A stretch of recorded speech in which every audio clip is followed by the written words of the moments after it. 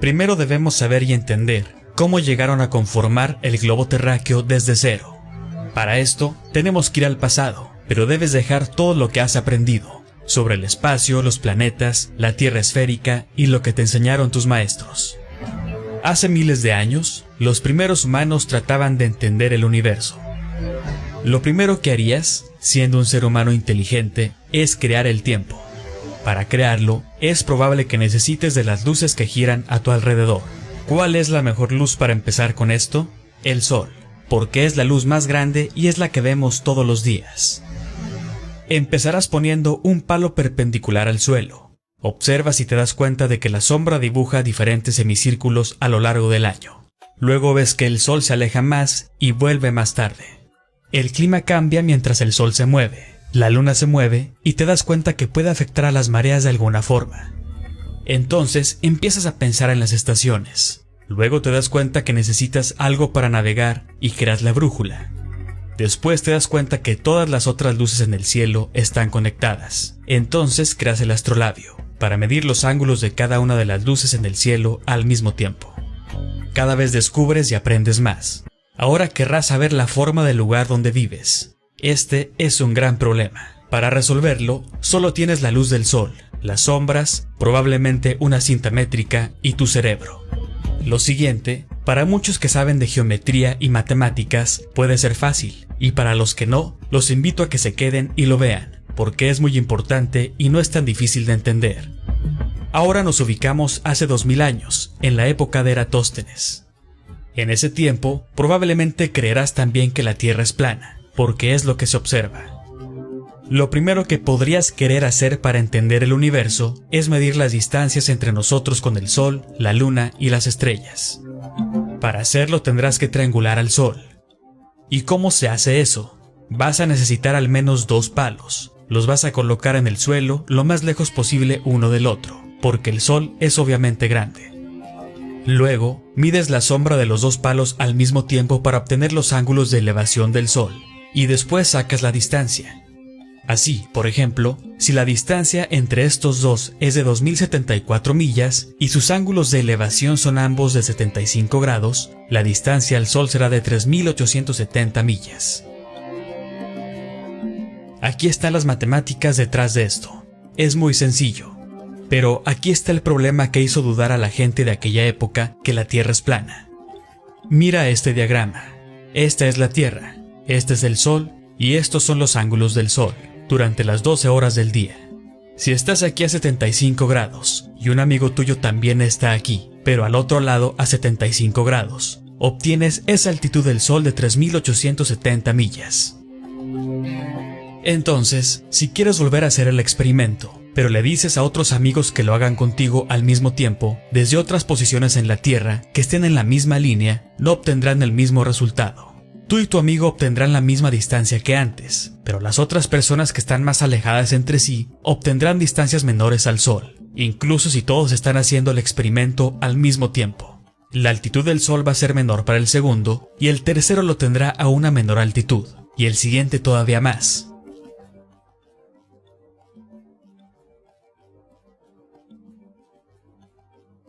Pero, ¿cómo es esto posible? Los ángulos deberían cruzarse en un solo punto, porque solo tenemos un Sol, no muchos soles distintos.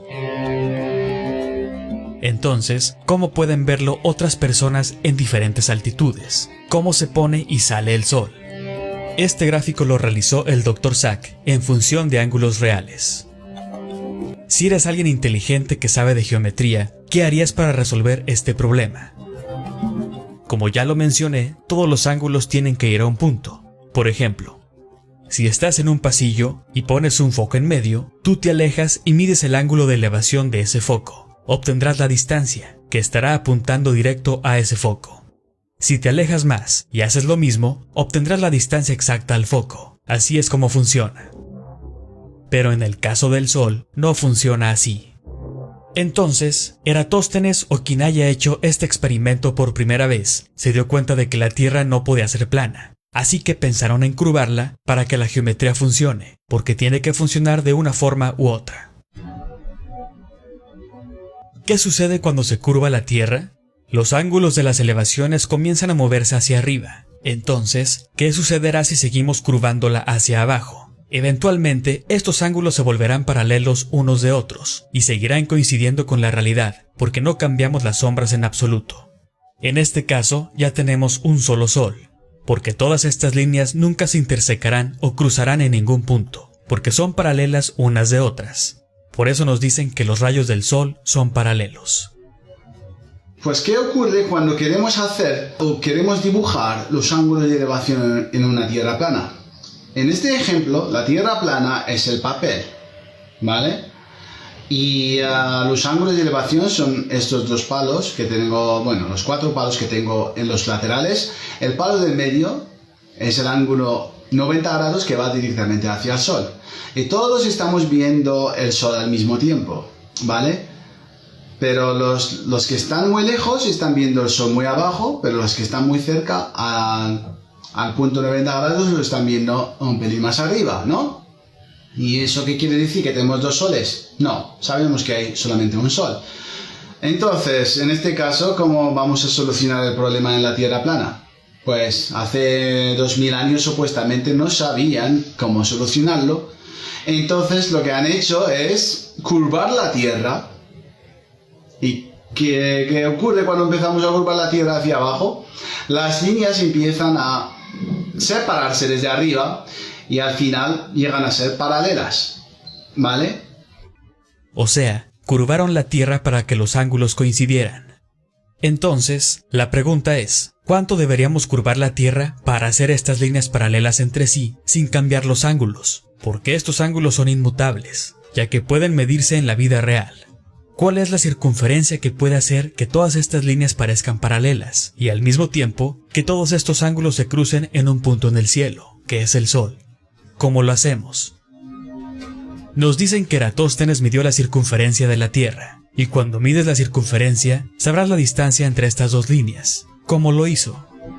Si obtienes los ángulos y fuiste lo suficientemente inteligente como para darte cuenta de que después de cada 1037 millas, comenzando desde el ángulo de 90 grados, siempre es 15 grados menos. Verás una fórmula a través de estos números y podrás hacer una figura con ellos. Cualquiera con un cerebro matemático simple puede hacer eso. Si deseas curvarla hacia abajo, debes crear un círculo con este radio exacto de 3959 millas. Y todo lo que tienes que hacer es seguir las matemáticas de Eratóstenes. Vamos a explicarlo. Debemos tomar un círculo y dividirlo en 24 partes iguales. Cada parte representa una hora. Es el tiempo que usamos hoy en día. Y como se dijo antes, los humanos creamos el tiempo. Elegimos que el día fuera de 24 horas por alguna razón. Entonces, si dividimos un círculo en 24 horas, ¿qué pasará? No importa qué tan grande sea el círculo. Todos estos ángulos seguirán siendo los mismos. Cuando tú divides el círculo en 24 horas, obtienes 15 grados en cada ángulo. Cuando sabes esto, tienes que hacer algo más. Debes dibujar una línea desde el centro del círculo hasta el Sol. Entonces, si quieres medir el ángulo del Sol, te va a dar 90 grados. No importa qué tan grande sea el círculo o la bola. Este ángulo será de 90 grados y este siempre será de 75 grados. Y este será de 60 grados en todas las escalas. Entonces, siempre habrá 15 grados entre cada línea. Al hacer esto, ya estamos asumiendo que los rayos de luz son paralelos entre sí. Por ahora, esta es la única forma de hacer que los ángulos funcionen. Entonces, ¿ahora qué necesitamos? Necesitamos conocer la circunferencia real del círculo. Porque si asumimos que la Tierra es un globo, entonces tiene que tener una circunferencia. ¿Cómo medimos la circunferencia usando los ángulos reales del Sol? Aquí viene Eratóstenes, quien supuestamente lo calculó hace 2000 años, y hoy todavía usamos sus matemáticas como prueba. Lo que hizo fue medir la distancia en la vida real entre este ángulo de 90 grados, Siena, y un segundo punto en la Tierra, Alejandría, y luego midió el ángulo del segundo punto que estaba prácticamente aquí en medio. Así que hizo sus famosas matemáticas y obtuvo 25.000 millas. Entonces sí, al conocer la circunferencia, todos los ángulos de elevación que observamos comenzarán a coincidir en la realidad. Si vas a cualquier parte de este círculo, todo lo que tienes que hacer es medir tu ángulo, y si lo comparas con la vida real, obtendrás exactamente el mismo ángulo. Es realmente una idea genial, porque puedes saber dónde están las personas simplemente conociendo su ángulo de elevación y azimut.